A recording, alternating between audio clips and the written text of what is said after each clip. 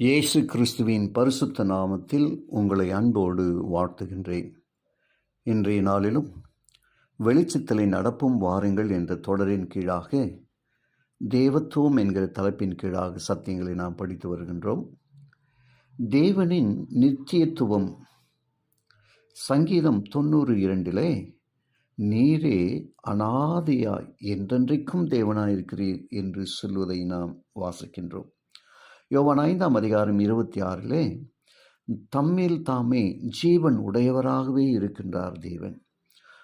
1 தீமோத்தேயு 1:17 நித்தியமும் அழிவில்லாமையும் உடையவராக இருப்பவர் தேவன். ஆக தேவனுடைய குணம் என்பது யாத்திராகமம் 34:6-7 நாம் வாசிக்கின்றோம். இரக்கமும் கிருபையும் நீடிய சாந்தமும் மகா தயையும் சத்தியம் உள்ளவரும் மன்னிக்கிறவருமாக இருக்கிறார் என்று நாம் வாசிக்கின்றோம்.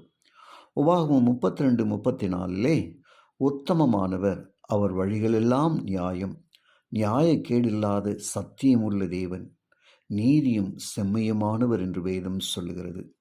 மீகா 7:18 அக்கிரமத்தை பொறுத்து மனிதனை மன்னிக்கிற தேவன். 1 யோவான் 4:8 தேவன் அன்பாகவே இருக்கிறார் என்று நாம் வாசிக்கின்றோம். இத்தனையும் தேவனுடைய குணங்களை குறித்து வேதம் நமக்கு கற்றுக் கொடுக்கிற பாடங்கள். அவர் சிருஷ்டிகரான தேவன் என்று வேதம் நமக்கு கற்றுத்தருகிறது. தேவன் எல்லாவற்றையும் படைத்தவர் என வேதாகவும் போதிக்கிறது. ஆதியாகமம் 1:1 ஆதியிலே தேவன் வானத்தையும் பூமியையும் சிருஷ்டித்தார் என்று நாம் வாசிக்கின்றோம். சங்கீதம் 33:6-9 கர்த்தருடைய வார்த்தையினால் வானங்கள் உண்டாக்கப்பட்டது என்று நாம் விசுவாசிக்கின்றோம்.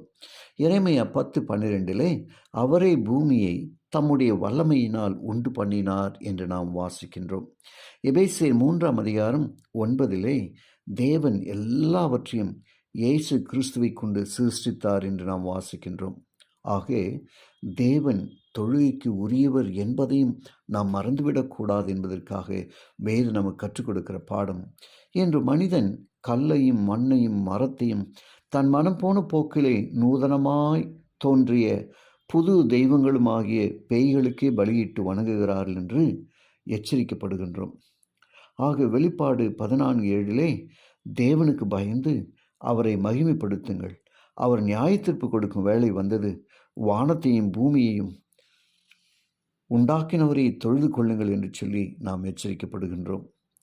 ஆக 1 நாளாகவும் 16:29, சங்கீதம் 29:2, சங்கீதம் 96:9 ஆகிய இவ்வசனங்களிலெல்லாம் பரிசுத்த அலங்காரத்துடனே கர்த்தரை தொழுது கொள்ளுங்கள் என நாம் எச்சரிக்கப்படுகின்றோம்.